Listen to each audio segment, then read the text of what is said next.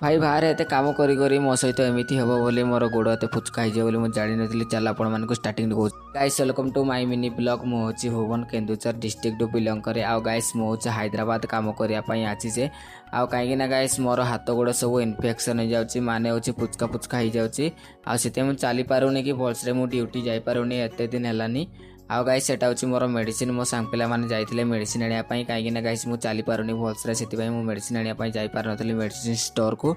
आउ बजेट पड़ता 280 टंका। मो सांग पिला माने धरिकी जाइथिले मु सेमानकु फोन पे करदेली आउ से माने मते मेडिसिन आनिकी देइदेले। आउ एबे तो गाइस मु भात भूत खाई सारछिनी। आबे मु मेडिसिन खाइकिना सोई पड़बी। आउ गाइस मो घर लोक भाबुथिबे कि मो बाहर रहिकिना भलर अच्छे। आउ गाइस मो सहित एमती हेबो बोली मु के भाबी नथिली।